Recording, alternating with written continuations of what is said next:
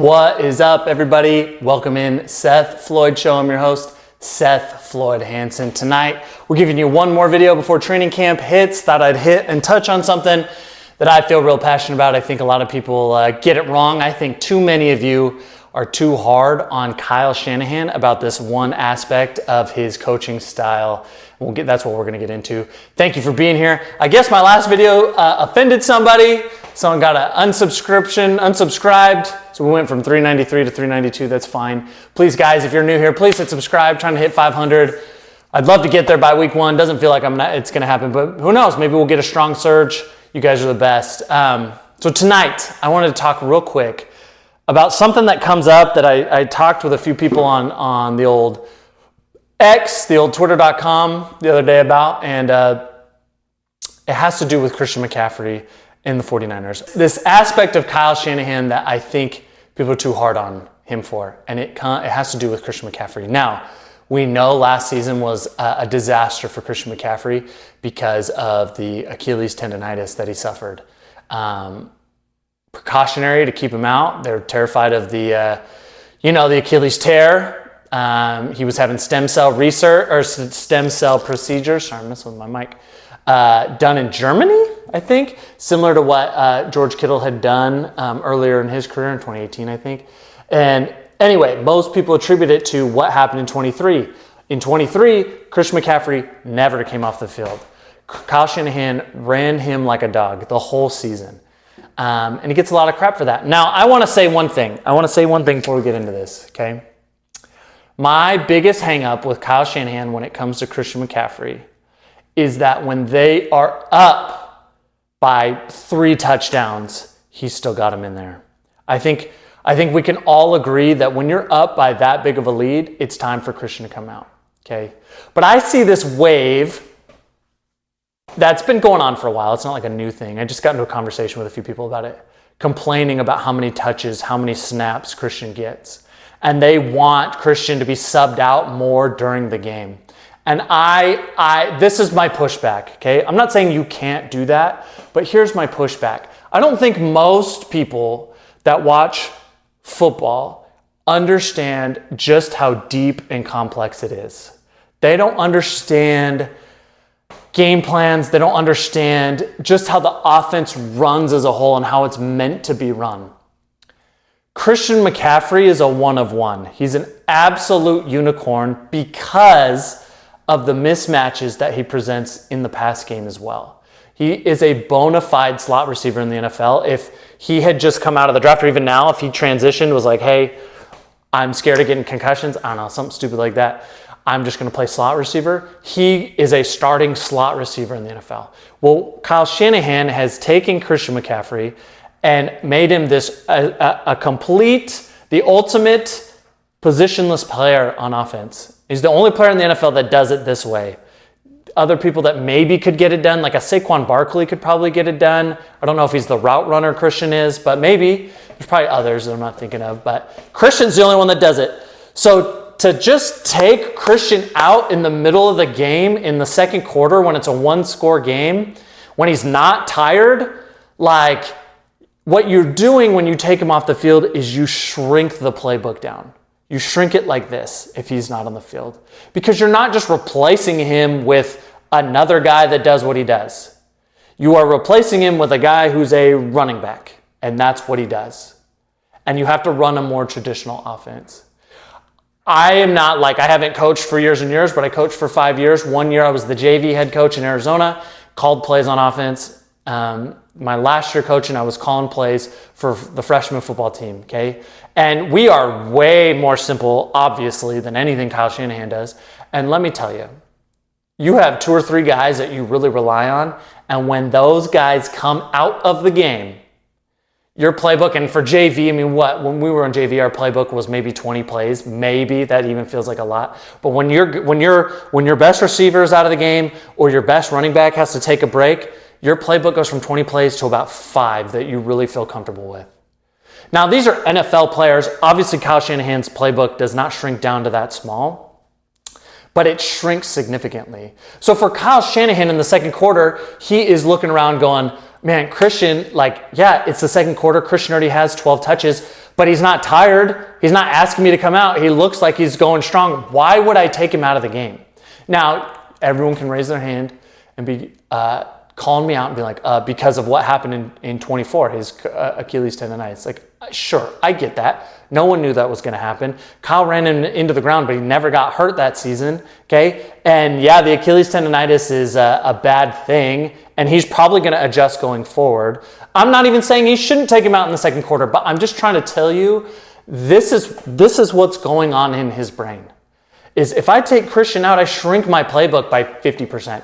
Even if I close it down by 25%, that's huge because he's running off a game plan. This isn't like when you play NCAA or when you play Madden, like you're just kind of going through and calling plays. Oh, I like that play. I like that play. I'm going to call this play. I like that play. Like Kyle Shanahan in his mind is setting up plays for later in the game. He knows what he's got to run in the second quarter so that he can be effective in the fourth quarter.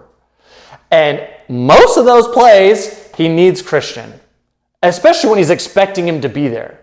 Now, he had to adjust last year. It didn't go as well, but like he thinks Christian's in the game. I have to run this play because I have to run this play so that in the fourth quarter, they think I'm running this play again. And I'm going to set him up and run play action over the top, whatever the case might be. You guys know what I'm talking about.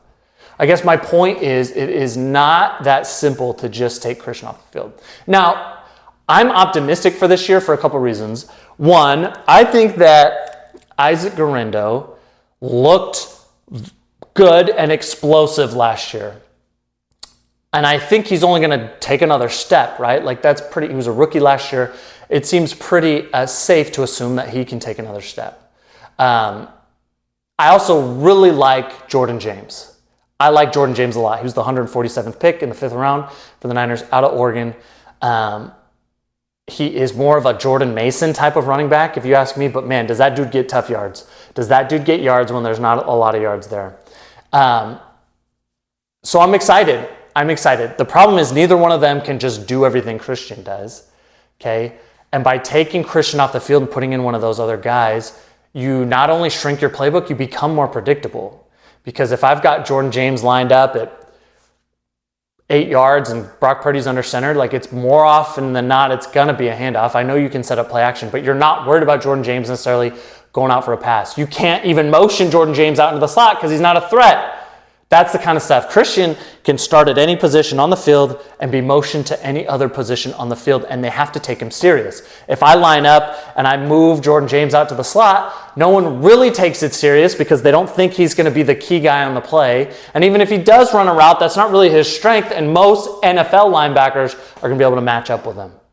Okay? Now, Guerrero was a receiver early on in his career at Louisville before he made the switch to running back. So he's a little better, but Guerrero is not like a shifty. He's very, man, I'm sweating. It's like 110 degrees in my garage right now.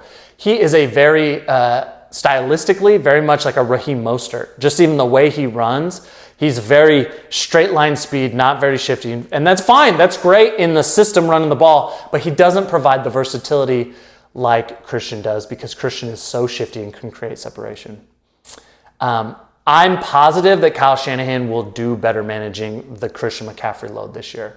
How could he not? Unless he thinks, which you never know, maybe he thinks, man, this is probably Christian's really last good year. I'm just going to run him into the ground. I imagine Christian's touches go from, in 23, he had to be averaging 20 touches a game, right? Between running the ball and catching the ball, to he's probably going to be closer to 15 touches. I could be wrong. I could be wrong on my numbers. He wasn't averaging 25 touches a game, was he? Maybe. My point is he's probably going to take some less carries this year than he took last year. But I think people are too hard on Kyle Shanahan. That's the point of this video.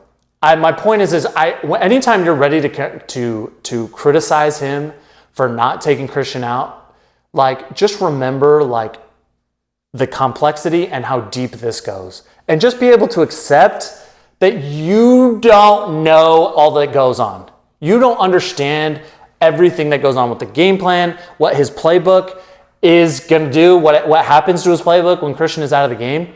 Like, you just don't know. Kyle's not perfect. I have a lot of criticisms of Kyle, I promise you. But as someone who's like called plays at a very low level, I'm not on Kyle's level. I've never even, not in college, like it was sub-varsity high school football, I was calling plays. But even at that, I had guys I could count on, and when they're out of the game, the whole game changes for you when you're trying to call plays. He's like, I don't trust this guy. I watched this kid run this ball to the right side of the field in practice, and he sucked at it. And I want to run that play, but my starting running back tapped out. So now I can't run that play that I feel real confident in. I have to change something else. So if you have a player who's like the best player on the field and he's not tapping out, why would you take him out? Like, I get it. In the moment, Kyle's like, no, keep him in there so I can run my whole offense. That is the point I'm trying to make, okay? I expect Christian to do really well this year. He just had a baby. It was announced today. And like I mentioned with, Jake Brendel in my last video, we're talking about how he had a baby. And I imagined him to play really well. I know that sounds stupid to some of you. I just know what happened to me when I had my first kid. And all of a sudden going to work was like a whole different thing. And my mentality was different. And I think Christian having a kid is going to, I'm not saying he's going to all of a sudden win the MVP. I'm just saying, I think Christian, who's already probably the most motivated player on the field, is going to have an even one more little notch, especially after what happened last year. I just think there's good things coming from Christian McCaffrey this year. I'm excited to see what Guerrero is. And then rookies report on the 15th, very excited to see what happens with Jordan James. If I had to bet, I think Jordan James by middle of the season becomes the number 2 guy. If I had to bet, I bet Kyle Shanahan is going to be more confident given Jordan James carries than Guerrero. I like Guerrero a lot. I just think Guerrero looks like a guy who you can tell has only played running back for 3 or 4 years in his life. Just the way he runs really high. There are times where I think he should make a move and he doesn't. For those of you who don't know, I played running back. Again, obviously I was in the NFL, so whatever. But I'm just saying, like, there's a way it looks. There's all running backs know, like, you're watching on TV and you can kind of see a cut that's there. And when the guy doesn't make it, it's always like, he had it. And I do that with Guerrero. I see it all the time. But maybe he'll make me look bad. And he did at times. Like, not make me look bad. Like, he broke off a couple long runs later in the year, and that's great. Like, fantastic. Like the Seahawks game, we all remember the Seahawks game at the long run. Fantastic. I'm just saying, Jordan James looks like a bell cow running back in the NFL. He's not a speed burner, but he's like a tough yards guy, like a Jordan Mason. He looks like a Jordan Mason to me, and he's going to thrive in this offense. I bet by week 8, week 9, Jordan James is the first guy to replace Christian, and Guerrero's still going to get in there because he's a great third down back. He can catch the ball. He's lightning fast, so whatever. But I think there's going to be some good things. Let's understand what's going on and why Kyle doesn't pull him out of the game. And last disclaimer, I said this at the beginning. When you're up, I'm not talking about when you're up in the fourth quarter, there's 10 minutes to go and you're up 3 touchdowns. Yeah, like let's get Christian out. That's when it's frustrating. But people going back, they're like, well, why is Christian getting so many carries? Just give a few carries every now and then to Guerrero or last year Jordan Mason, not last year, but the year before Elijah Mitchell, whoever was number 2, I don't know. That's why he's not doing it, because you can only call so many plays, and it's hard. It's hard. That's all I'm saying. Guys, we're there. It's going to be Tuesday this week. It is, I think it's Tuesday, the 15th, rookies report. On the 22nd, a week later, you get the vets reporting, and then we're rocking and rolling. It's going to be great. Please hit subscribe if you haven't already. And, man, we're there. It's awesome, guys. Thank you so much for being here. I'm out. Go Niners.